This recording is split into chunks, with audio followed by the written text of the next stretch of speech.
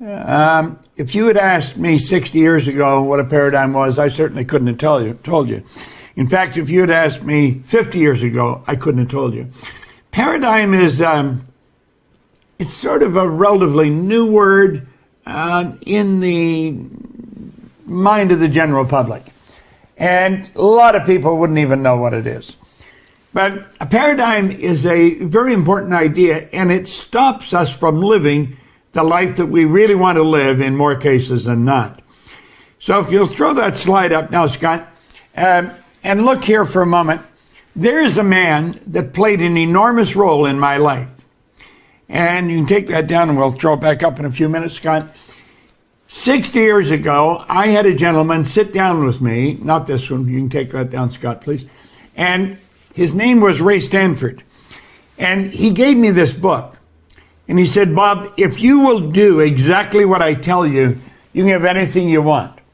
Now, I would imagine that there's someone in our audience right now that maybe in about the same spot I was in when he sat down with me. I had 2 months high school formal education. I had virtually no business experience.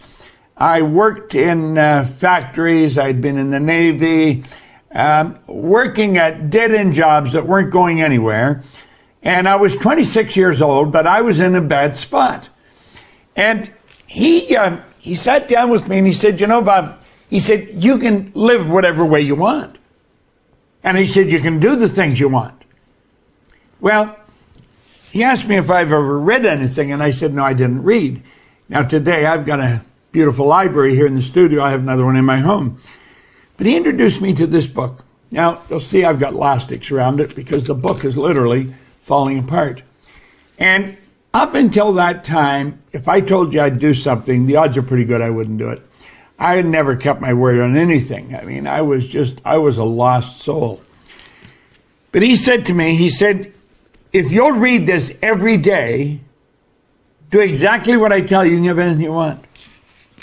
Well, it's like I said, I didn't believe that. I mean, how could I believe it? You could have anything you want. I was earning $4,000 a year, and I owed $6,000. I was in bad shape. I was a lost individual. And so, I don't know why, but I decided to do exactly what he told me.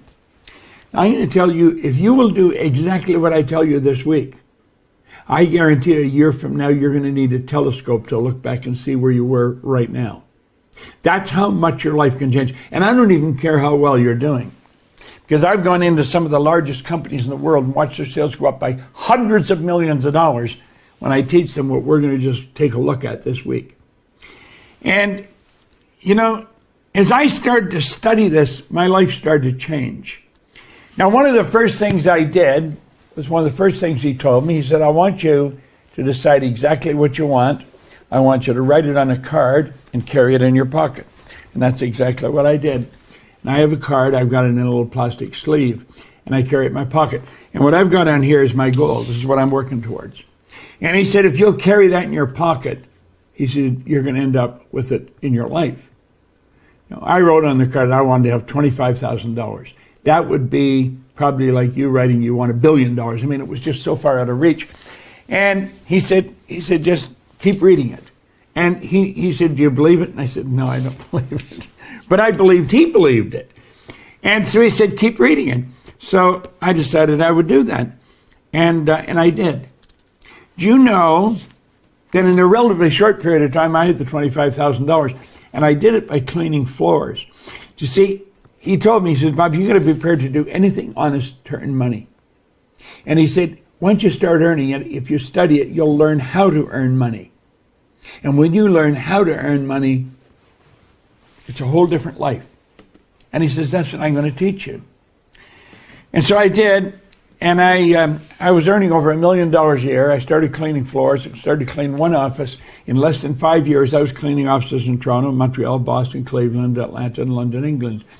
And I had done something to my mind. I didn't know what I had done, but man, I was winning in a big way. And I was just throwing the money all over the place because I knew where to get it. And I would go down to the Playboy Club I was on Park Lane, right beside the London Hilton. If you're in London, you'll know where that is. And I would go in there and I'd play roulette. And I didn't care if I lost. And because I didn't care if I lost, I usually won.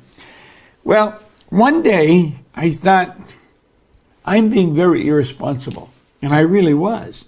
And I thought, how did this happen to me? You see, I didn't even know how it all happened because it happened so fast. And I couldn't even find anybody who could tell me. I had been raised to believe that if you're going to earn a lot of money, you've got to be really smart. I knew I wasn't that smart, but I was earning a lot of money. So I knew that wasn't right. I was raised to believe if you don't go to school, you'll never get a good job. I didn't have a good job. I owned the whole company. I couldn't figure it out. Do you know it took me 9.5 years? Well, 9.5 years later, I met this man that I showed you. His name, Leland Valvanderwall. He changed my life completely. He introduced me to a concept I'm going to introduce you to. And when he did that, it was like everything I'd been studying. I'd been studying a lot of information, but I'd study this book. I'd give this book to people, and they didn't change. And what he did, he brought everything together for me in a relatively short period of time. Now, here's a couple of things he told me, if you'll go back screen, Scott. And he said, Bob, he pointed out, he said, you are a unique individual. And he said, so am I. So is everybody else. And he said, you can literally create your own economy. You can do that. And he said, the only thing standing between you and what you want is yourself. It's all about the mind, Bob. He said, it's about your marvelous mind. Then he started, thanks God, then he started to talk to me about the mind. And he said, you know, it's a strange thing, Bob, when we get talking about the mind, nobody's ever seen the mind. They have never seen the mind. Now, keep in mind that I was a very uneducated person. When you talk about the mind, I mean, I would think of psychiatrists, psychologists, behavioral scientists. No, he said, you want to get rid of those ideas. He said, the way I'm going to explain it to you is the way it was explained to me. And he said, we can show children how the mind functions. And he said, I'm going to show you something here that's rather interesting. And he said, Bob, understanding the mind and working in harmony with the laws governing the mind is essential if you really want to win in life. And then he started to tell me what a paradigm was. And he said, a paradigm is a mental program that has almost exclusive control over our habitual behavior. And he started to talk about that. He said, it's a program in your subconscious mind that controls your behavior.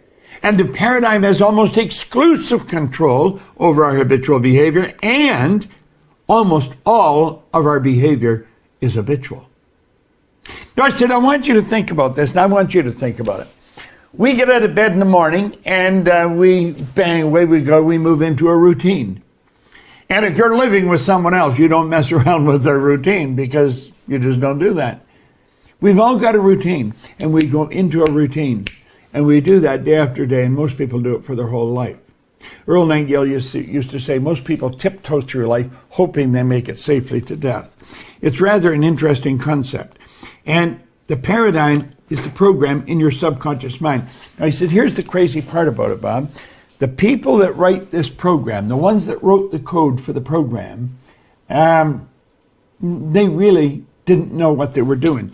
Think of this for a moment. I've got a computer here. It's in a phone. I've got another computer right in front of me, and then here I've got a pad. And these are computers. Now, there's people write programs for these computers. They write code. And they really know what they're doing, and they're very, very good. And the program for me to put the slides up here, that's a program. It's a PowerPoint program. And things work like a charm. Well, the people that are writing the code for them are very well educated and really understand what they're doing. But he said the people that are writing the program for the code that runs your life, they didn't know what they were doing. Now, most people don't even know that they have a program. Think of this for a moment. How do you account for a person going to the very best schools in the world, getting prestigious degrees, then spend the rest of their life losing? How do you account for that? How do you account for the fact that a person will come up with degrees that'll run right off the end of a business card and maybe not able to get a half-decent job? Very insecure. How do you account for that? Well, I'm going to tell you how. There's a part of your mind that gathers information. There's a part of your mind when you read the book, you store the information in that part of your mind. But that part of your mind is not the part that controls the behavior of this thing you're living in. Your body is an instrument of your mind. It is an instrument of your mind. And it's your body that moves into action and produces the results you're getting. Your income, money, is a result. It's an income. The money you earn is always going to be controlled by the paradigm. One of the first things I ask people when if they come to work with me is, what's the most they've ever earned in a year? Now, I don't really care what the answer is, but I want to know what the answer is. And when I find out what the answer is, I know where their program is. And I know that they want to earn more money, and I want them to earn more money because I want their productivity to go up. And by showing them how to raise the productivity, I'm showing them how to earn more money. But I teach them something about money. You see, the paradigm controls your income. If you're struggling, trying to get your income to grow, don't buy into the fact that you've got to go and take another course in school, that you've got to learn this, you've got to learn that. You've got to understand how your paradigm works. I think Mikey is our marketing director, and I believe she and Tommy, the creative director, the ones who put this program together, the pattern they'd like us to follow, I think they have us doing goals tomorrow. See, goals are a result. And we're going to show you paradigms today, and you're going to see how the paradigms control your life. Now, let me go back to that again. The paradigm is a mental program that has almost exclusive control over our habitual behavior, and almost all of our behavior is habitual. Okay? So stay with me here for a moment. Let's take a look at the areas of your life the paradigm controls. The paradigm controls your perception. Our good friend Wayne Dyer, God bless him, he's gone now, but he used to put it very well. He says, when you change the way you look at something, what you look at changes. Isn't that interesting? When you change the way you look at something, what you look at changes. That's perception. When you alter your perception, your whole world changes. Your paradigm controls your perception. Your paradigm controls how you look at things. That is very, very important. Your paradigm controls your use of time. Do you know that everybody gets exactly the same amount of time? You'll hear people talking about time management programs. I remember going to breakfast with Earl Nightingale one morning, and he had the most organized life of anyone I'd ever seen. He was a very cool guy. I never saw him rushing. I never saw anybody who got so much done in a short period of time as he did. And I asked him at breakfast this morning, I said, Earl, how did you learn to master time management? He looked at me and said, what the hell are you talking about? He said, I don't master time management. Nobody masters time management. He said, time can't be managed. He said, I merely manage activities. He said, I carry a card here in my pocket, and I write what I want on that card, and when I wake up tomorrow, I do it. He says, time can't be managed. Everybody gets exactly the same amount of your time. The hobo that's sleeping on a park bench has the same amount of time as the most productive person in the world. It's what we do with our time that makes the difference. Well, the paradigm controls what you do with your time. Your paradigm controls your creativity. It controls your creativity. Some people say they're not creative. Everybody's creative. You were created in God's image. That makes you a creative being. And we'll talk more about that at another time. Your creativity probably is going to have a lot to do with your effectiveness. And your effectiveness has to do with your productivity. Now, there's something that stops almost everyone when they come to it, and that's logic. They'll say, well, you can't do that. That's just illogical. Do you know something? The Wright brothers were illogical. Edison was illogical. Ed Hillary was illogical. Nobody had ever been to the top of a mountain. Nobody had ever made an incandescent light. Nobody ever got a plane off the ground. These people were totally illogical. But they introduced us to a new kingdom. They did not let logic stop them. And here's the capper. Your ability to earn money. That's controlled by your paradigm. Now, it's almost as if we have a box around these areas. And whenever we go to change anything in those areas, how we're going to change our time, how we're going to earn more money, We're going to be more productive. It's like we hit the wall and bounce back. Now look at this. When you make a decision that you're going to change the paradigm, the walls come down. Now, it doesn't mean you change anything, but the walls come down, so when you go to move, you're not stopped by the paradigm. Now, get this. I want you to imagine how your entire life would change as you begin improving any or all of these areas of your life. Imagine changing any or all of these areas of your life, how much your life would change. The change would be huge. And get this, the change would be permanent. You see, I mentioned to you that I picked this up when I was 26. Well, you know, today I'm 86. That's a long time ago. But I've been reading this every day now since I was 26. They said, well, how do you read? I just open it wherever I open it, and I read for a little bit. And I've been doing that now for 60 years. The change can be huge. Now, this is what Val Vanderwall really got me to see.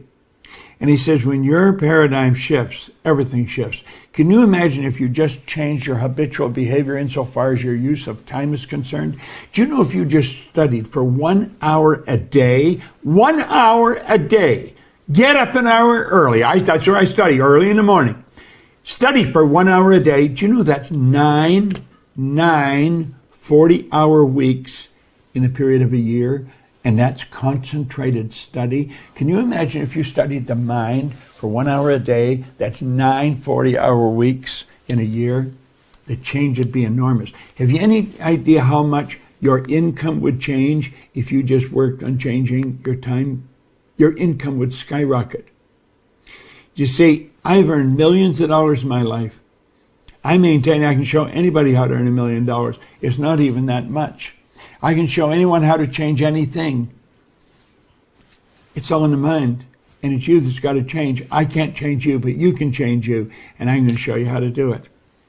Now, this is what Vanderwall showed me. Val Vanderwall said, Bob, I want you to look at the mind and paradigms. In fact, I want you to look at your mind and your paradigms. Then he introduced me to a man. And when he introduced me to this man, my whole life took another enormous shift. He said to Dr. Thurman Fleet, was from San Antonio, Texas. He was very involved in the healing arts, and he was very involved in holistic health.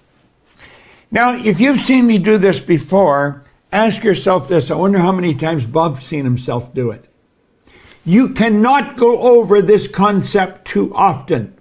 What I'm going to show you here is the most valuable idea I have ever learned.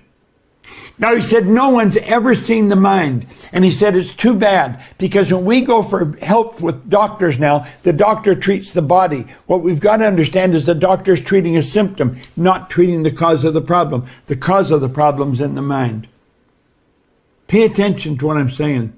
And he said, nobody's ever seen the mind, so I'm going to draw a picture of the mind. And there's what he drew. This is such a magnificent concept. And then he took and he broke that big circle into two parts. And he said, that's the top half is the conscious mind, and that's the subconscious mind. Then he said, the little circle in the bottom, Bob, he said, that represents the body. Now, the mind controls the body. Your body is like a dumb terminal. It is like a dumb terminal. This is, without question, the most valuable idea I've ever learned. In all 86 years that I've been living, I've never learned a more valuable idea. And it's what's going on in the mind that controls your body. It's what's going on in the subconscious mind that controls your body. I'm going to show you something real fast about the mind. Look here. The conscious mind, the subconscious, and the body. Now, the conscious mind is your thinking mind. Do you know that if you study all the great leaders who have ever lived, every one of them without exception are going to be quick to tell you that you become what you think about. Go right back in ancient history, as far back as you can go. Every one of them tell us we become what we think about. Play with that for a little while. Thinking is the highest function we're capable of. That's our educated mind. This is where all the books are piled. Now, the subconscious is quite different. You see, the conscious mind is the intellectual mind. The subconscious is the emotional mind. Now, the conscious mind can think, therefore, it can choose. You can choose whatever you want. Viktor Frankl, who spent the war years in a German concentration camp, he said while he was in that camp, he said that regardless of the intellectual or physical abuse he was subjected to, no one could cause him to think something he didn't want to think. You have the ability to choose your own thoughts. You can accept or reject all the negativity that's going on the TV, newspapers today. You can reject all that. That doesn't mean that it's going to go away, but it'll go away for you. You don't have to give your conscious attention to a lot of stuff that isn't going to do you any good. The conscious mind can accept or reject. Now, when it lets it go, you have the ability to originate anything you want. You're a creative being. Now, your subconscious mind doesn't have any of those abilities. You see, your subconscious mind is amoral. It's like the earth. It doesn't care what you plant. It cannot reject what you plant. It's totally subjective. Now, get this. This is a very important point. You should maybe write this down so you won't forget it when writing causes thinking.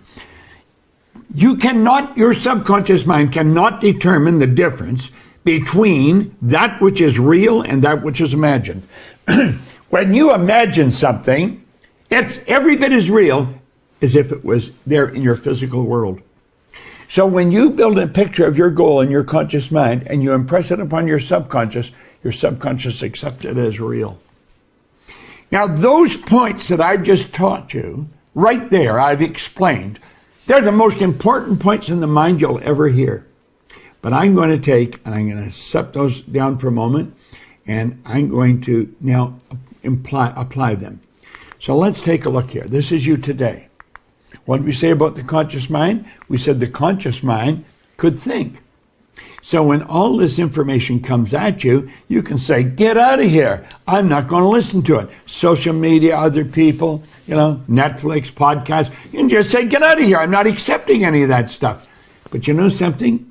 A good 90-some% of the population don't do that. That is because they leave their mind wide open and they're not thinking.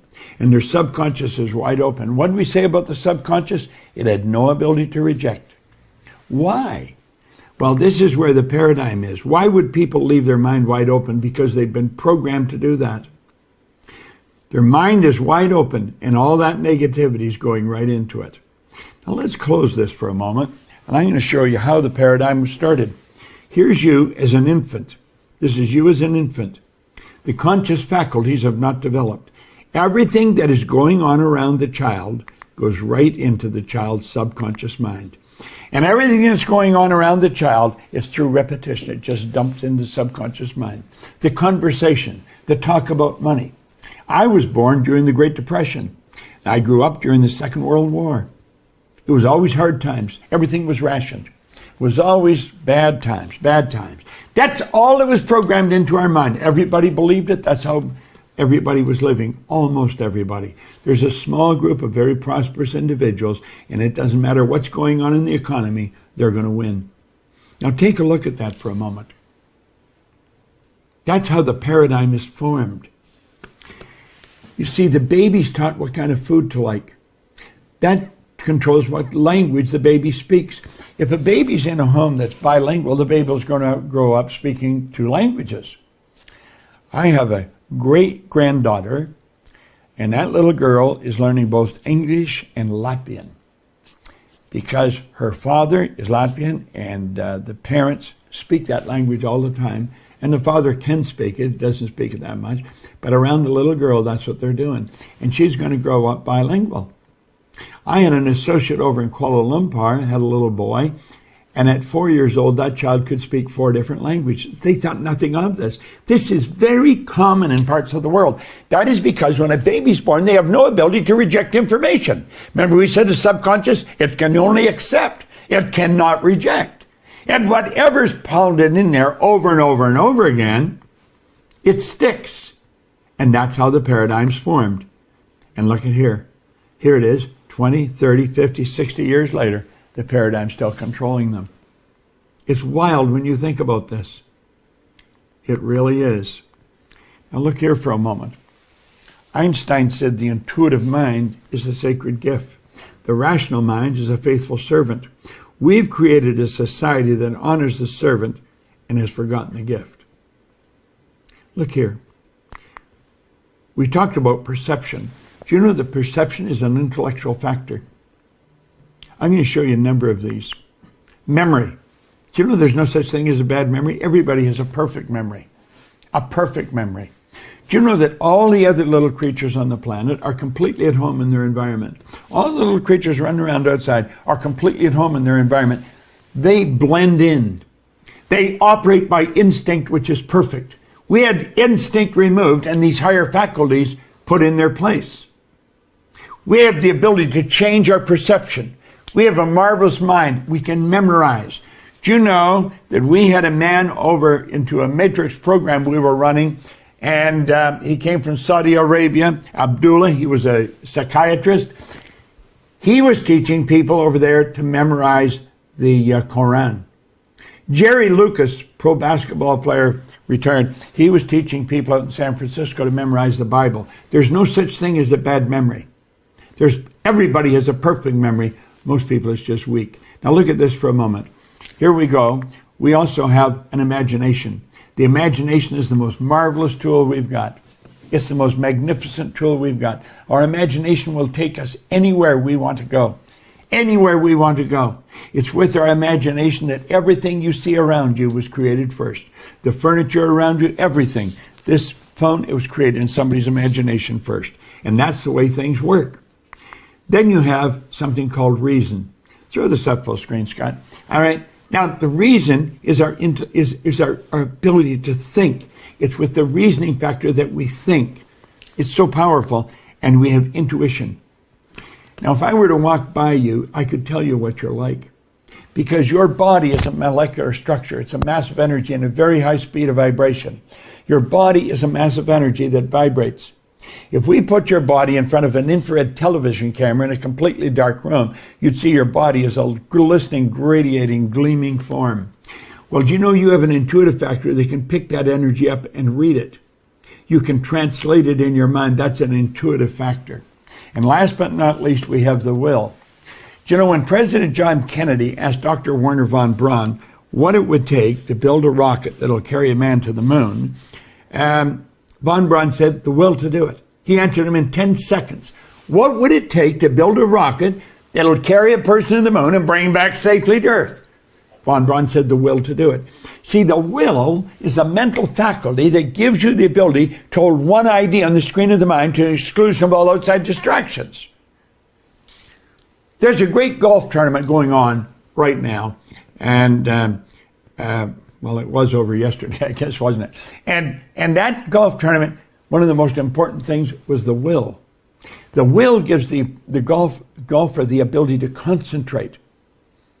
And they can get their mind just like a laser concentrating. That's what the will does. As you hold one idea on the screen of the mind, to the exclusion of all outside distractions, the will do that. Now, it's a marvelous tool, and most people don't even know they've got it. So watch here for a moment. There's the mind, and there's the body. Okay? Now we'll take and we'll divide it in two parts, and we say there's the conscious mind, and there's the subconscious mind.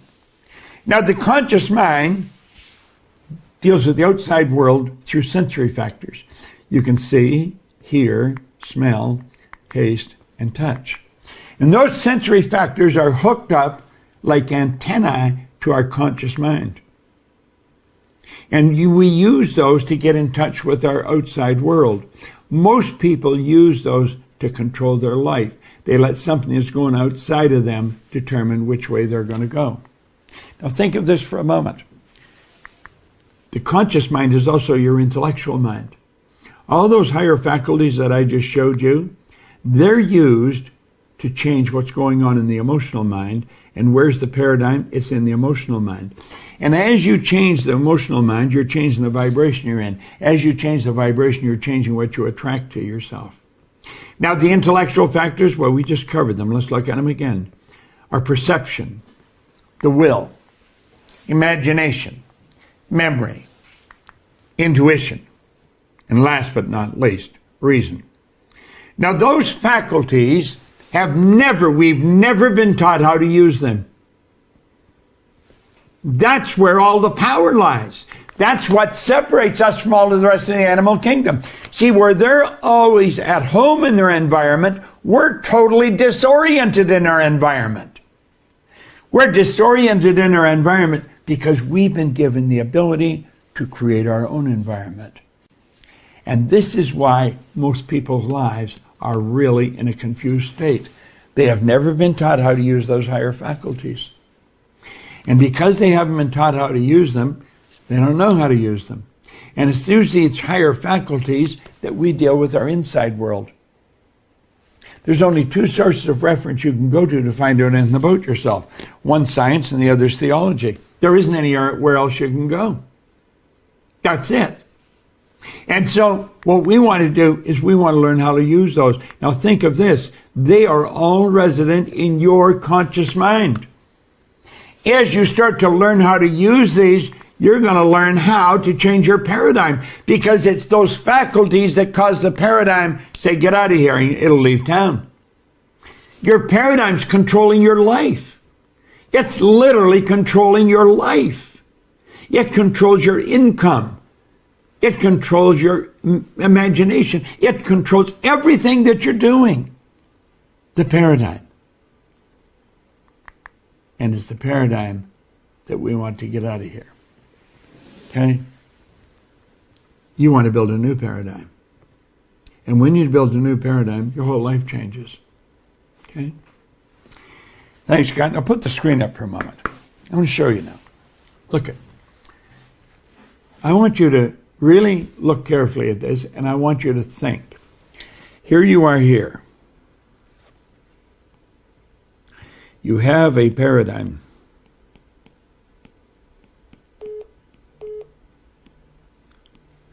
You know, the paradigm dictates what time you get up in the morning. Your body is controlled by your paradigm. See, the paradigm expresses itself in action and produces the results you're getting. So when I ask a person what their income is, what they're really telling me is where their paradigm is programmed. Now, you've got all these higher faculties up here in the conscious mind, but we're also programmed to go by what we see, hear, smell, taste, and touch. We're going around asking people, what do you think I should do? Later on in the week, I'm going to show you how to make decisions. It is the most liberating concept that you're ever going to see. We've never been taught how to make decisions. We've not been taught how to use our higher faculties. And so we're asking other people, what should we do? And they're telling us, and they don't even know. They don't know. We're asking people that don't know how to do things, and they don't know how to do them. We're getting advice from people that don't know any more than ourselves. You know, one of the greatest areas for advice is in how to earn money. Do you know most people have never been taught how to earn money? We're not taught how to use our higher faculties. We're not taught how to earn money. Now, we've got all these higher faculties right here in our conscious mind. Now, there is a power flowing into your conscious mind. It's flowing in. It never stops. And you can make anything you want out of that. And you can build a picture here in your conscious mind. Now, that's a power that flows into you. As it flows in, understand this. It just is.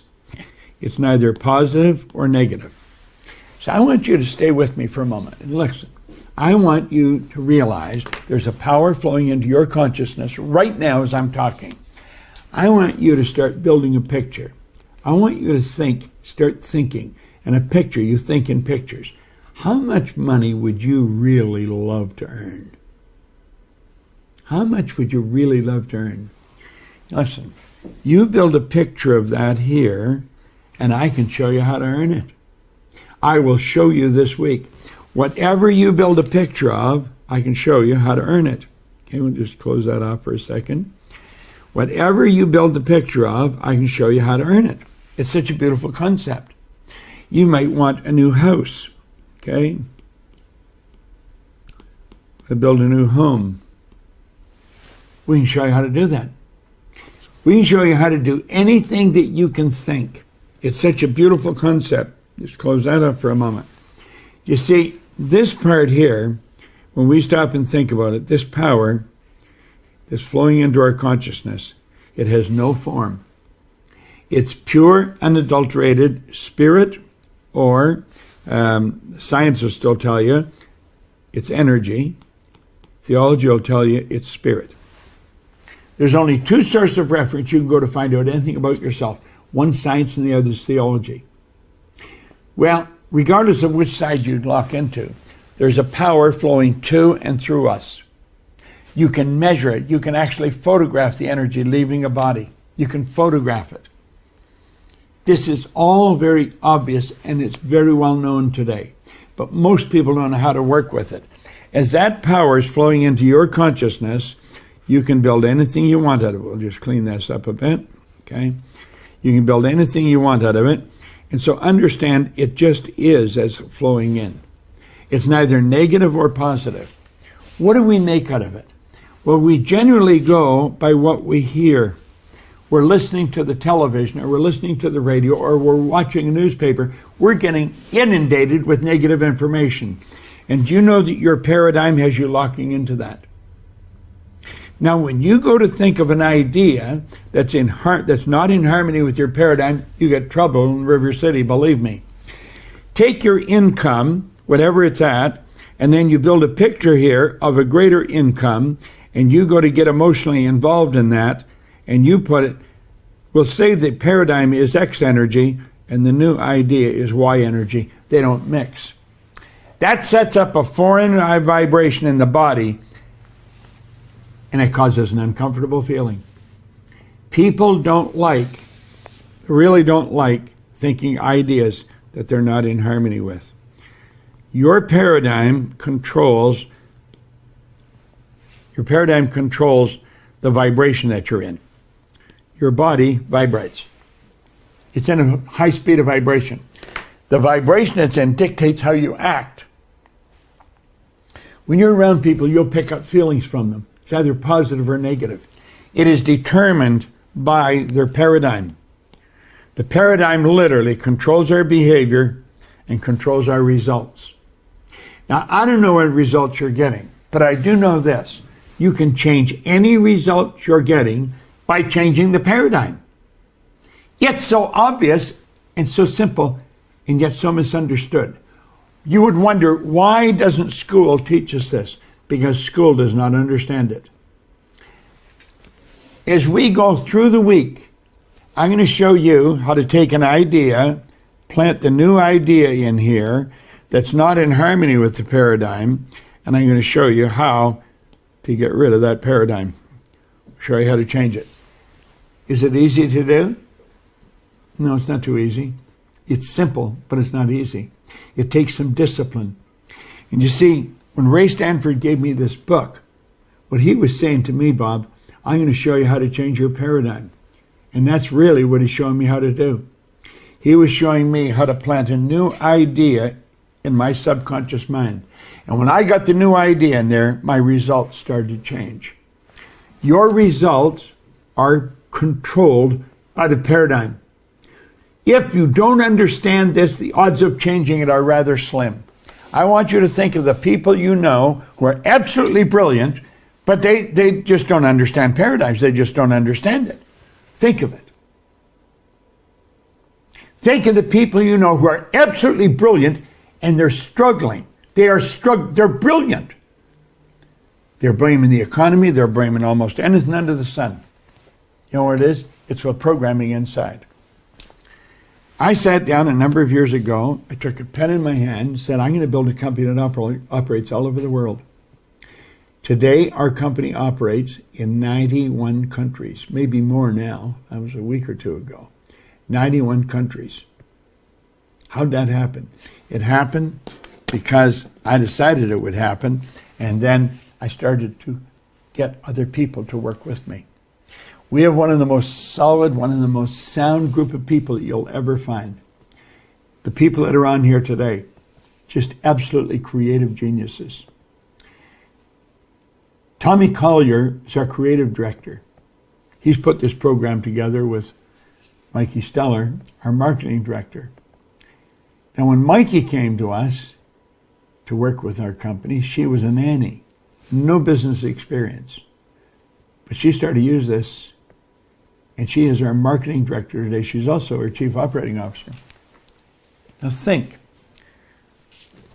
We have Arash Fusagyan here. I met Arash. He was a salesperson. He was struggling. He's our senior vice president of sales. He works with people all over the world.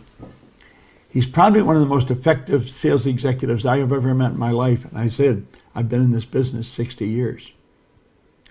Just the three people there are incredible people, Tommy and Arash and Mikey. And they're going to be sharing some information with you. And we're going to wind this last particular section of the week down. But what I've shown you here about paradigms is so mighty important. Because when you learn to change your paradigm, you change your whole life. And we will be working with you the rest of the week. I'm going to be coming back tomorrow, next rest of the week, and show you how to use this information to really mold the life you want. I live a charmed life. I'll soon be 87. I got more energy than most people that are 27.